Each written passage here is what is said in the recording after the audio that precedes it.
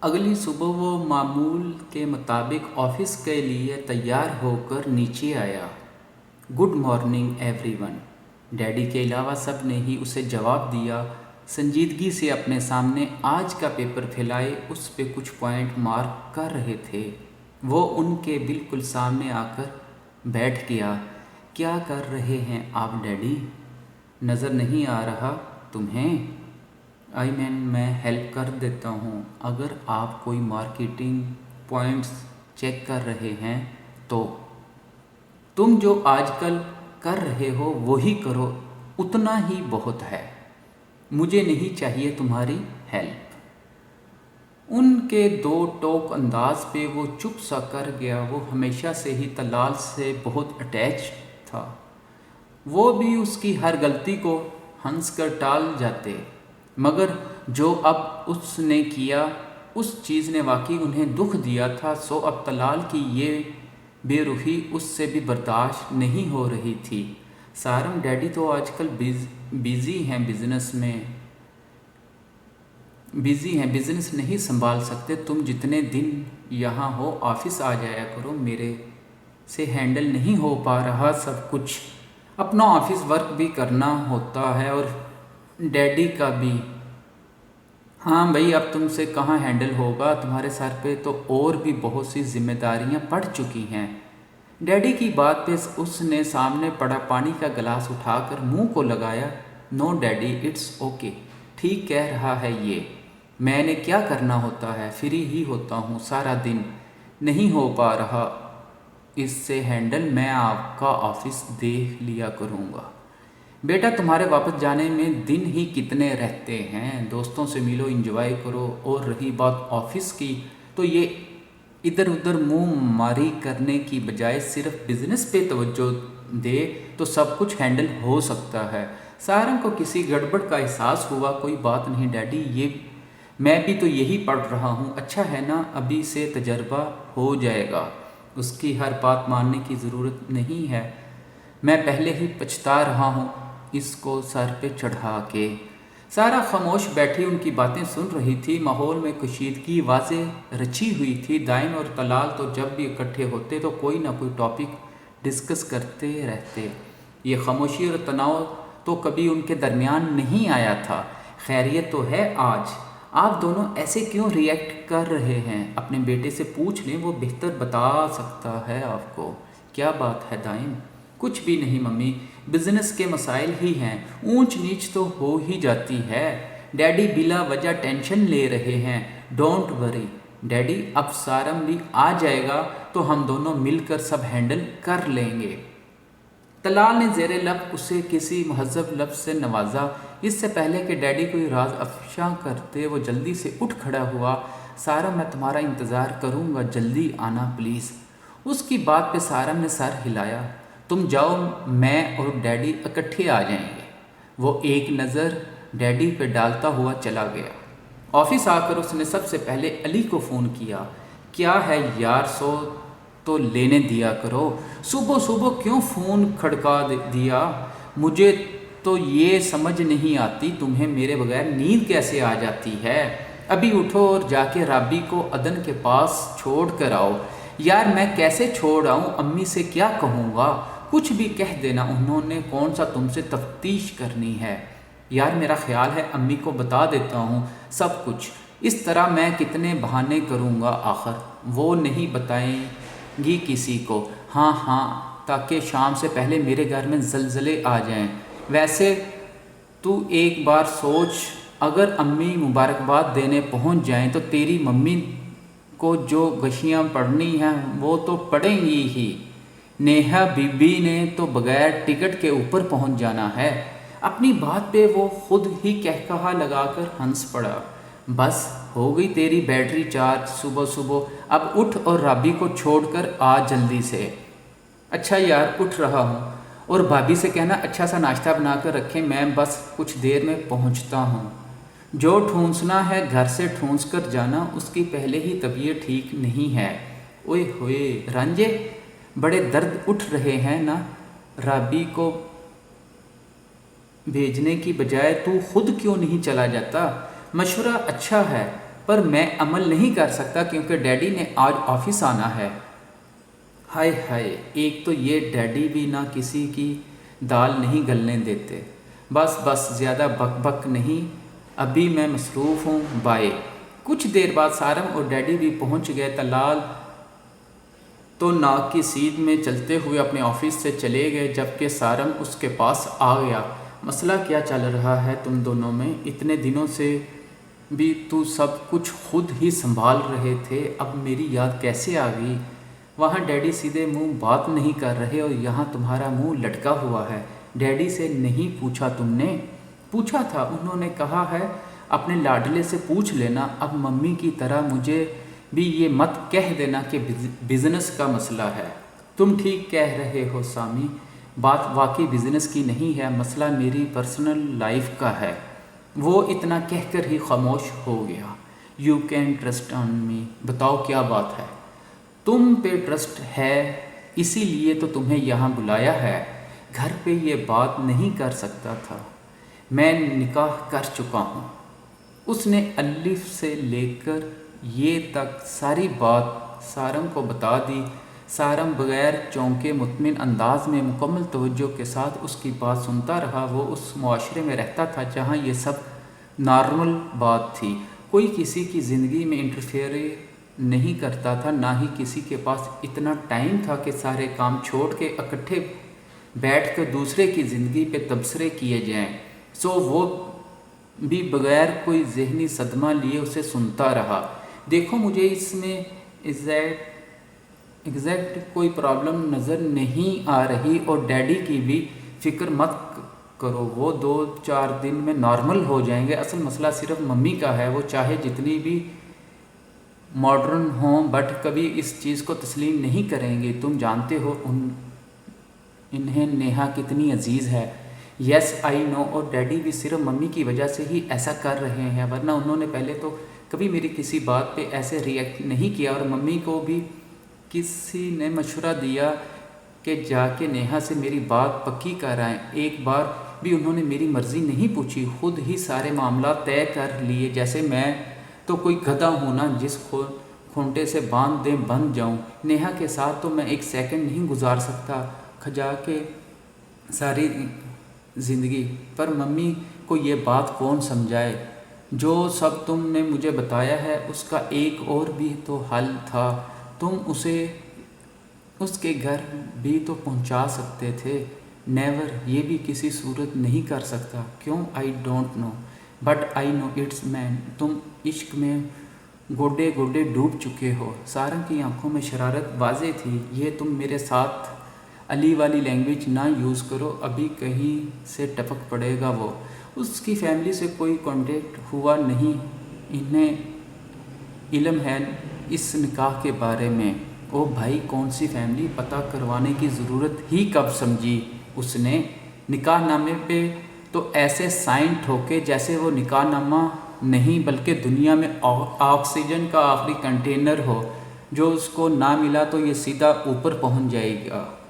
اس کے آتے ہی بغیر بریک کے چلتی زبان کو دیکھ کر دائم نے سر پکڑ لیا۔ کیسے ہو سارم؟ تم تو محرم کا چاند ہو گئے ہو، کبھی نظر ہی نہیں آئے۔ یہ نمونہ کم تھا جو تم بھی ڈیڈی کا بزنس ڈبونے آ پہنچے۔ اس نے سارم سے مل کر اپنی پوزیشن سنبھال لی۔ اس کی بات پہ سارم نے کہا لگایا، آج بھی اس نمونے کے کہنے پر ہی آیا ہوں۔ رابی کو چھوڑ آئے ہو نا؟ ہاں، بمشکل امی کو خالہ کی طرف بھیج کر پھر رابی کو چھوڑ کر ہی آ رہا ہوں۔ ہاں بھائی سارم، پھر تم کون سے نتیجے پر پہنچے اس کی رام کہانی سن کر؟ مجھے تو اس میں کوئی مسئلہ نظر نہیں آیا، اس کی زندگی ہے، یہ جیسے چاہے گزارے، یہ رائٹ ہے اس کا۔ رہے ڈیڈی تو ان سے میں خود بات کروں گا۔ واہ بھائی واہ سارم، آج مجھے پتہ چل گیا ہے تم میری طرح ہینڈسم ہی نہیں بلکہ تمہاری سوچ بھی بالکل میری طرح سپر ہے۔ لیکن اب ایک مسئلہ ہے۔ وہ کیا؟ نیہا بی بی سوتن کو برداشت تو کر لے گی نا؟ اس کی بات پہ ان دونوں کا چھت چھاڑ छत फाड़ कह कहा ऑफिस में गूंजा। दोपहर तक वो तीनों वहीं बैठे बातें कर रहे थे।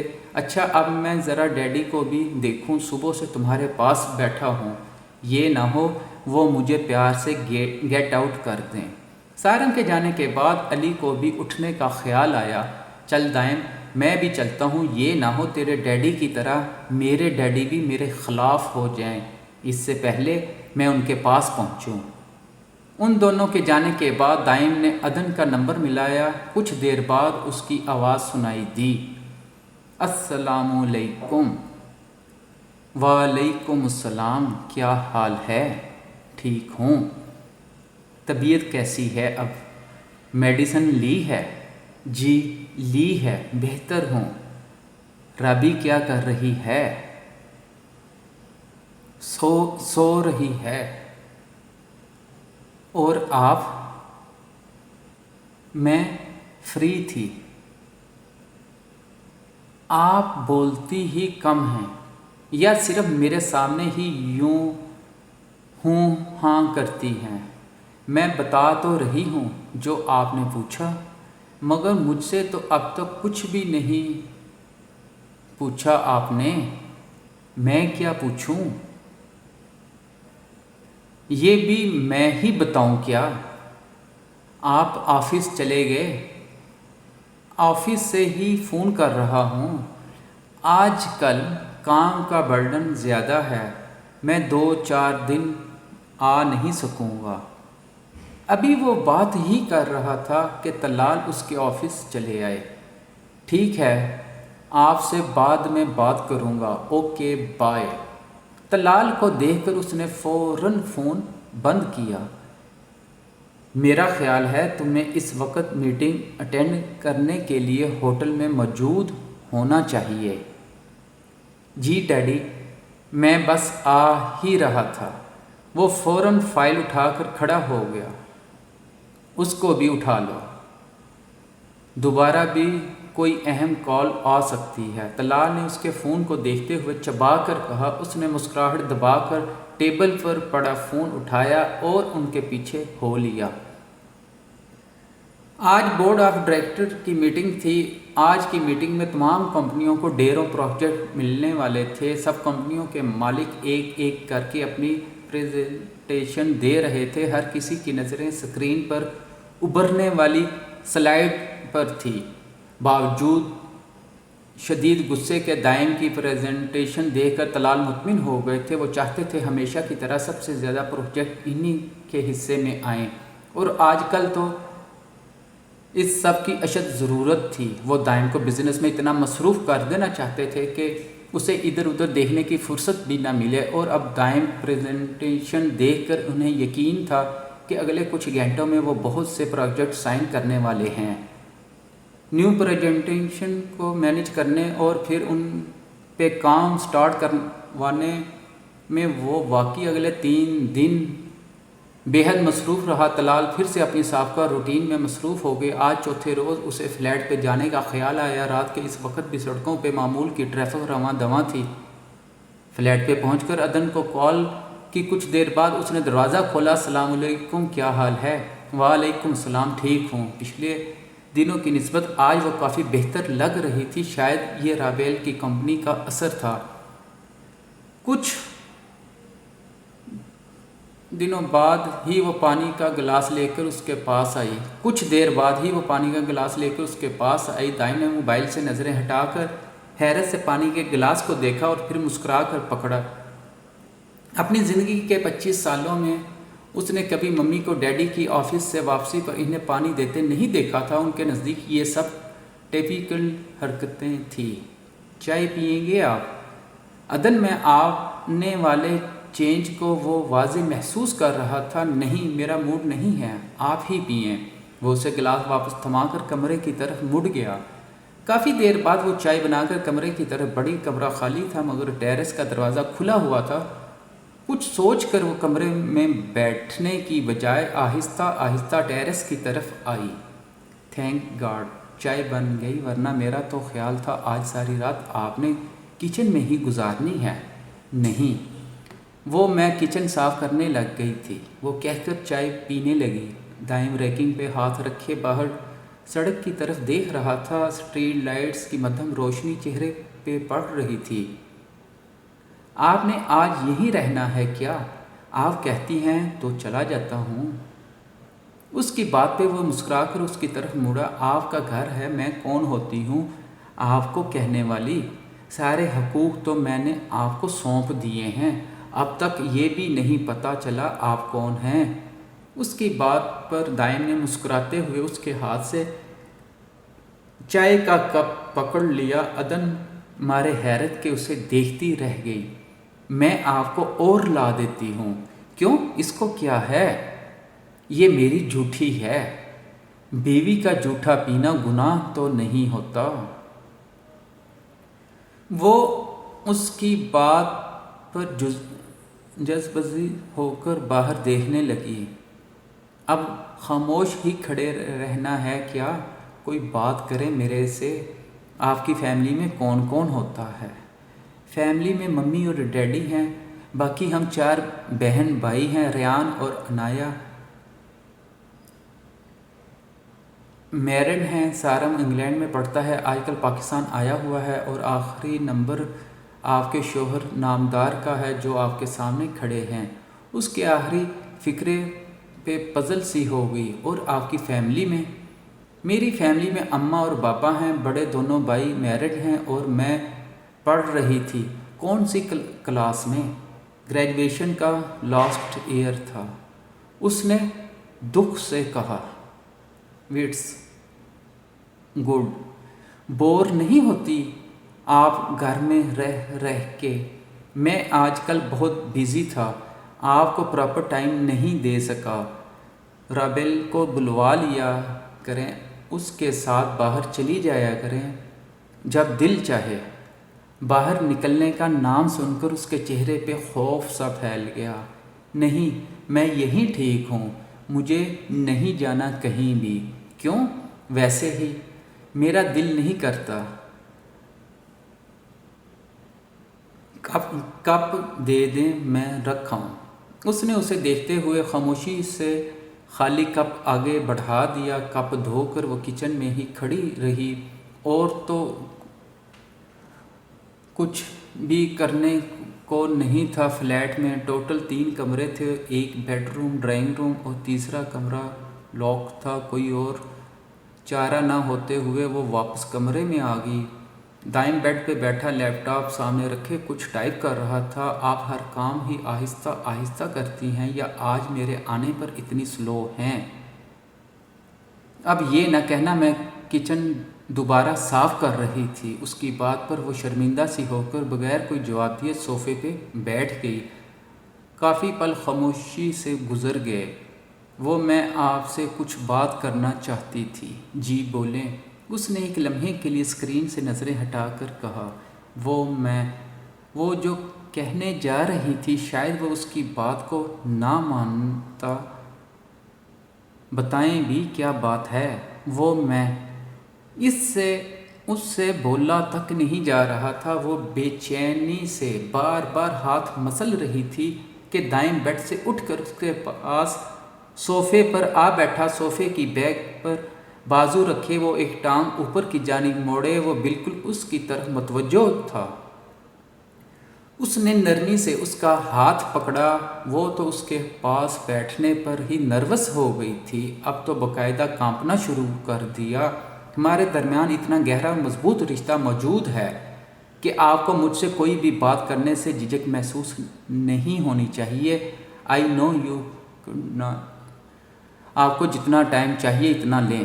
ٹھیک ہے، جن حالات میں ہماری شادی ہوئی ہے اس میں ایک دم سے ہر چینجنگ کو ایکسیپٹ کرنا واقعی مشکل ہے، لیکن اس کے علاوہ ہم دوست بھی تو بن سکتے ہیں۔ جو بات کرنی ہے فرینکلی کریں۔ اس ڈر اور خوف کو ایک سائڈ پہ رکھ کر آپ مجھ سے کچھ نہیں کہیں گی اور کسی سے کہیں گی۔ جب میں بالکل نارملی ری ایکٹ کرتا ہوں تو مجھے آپ سے بھی یہی رسپانس چاہیے۔ وہ سر جھکائے ہونٹ کاٹتے ہوئے اس کی بات سن رہی تھی۔ اب بتائیں کیا کہنا تھا؟ میں اپنے گھر والوں سے بات کرنا چاہتی ہوں۔ تو کریں، کس نے روکا ہے؟ فون تو ہے آپ کے پاس۔ اس نے خود ہی سائڈ ٹیبل پر پڑا فون اٹھا کر اس کو دیا۔ کر لوں؟ کیا واقعی؟ بالکل کریں۔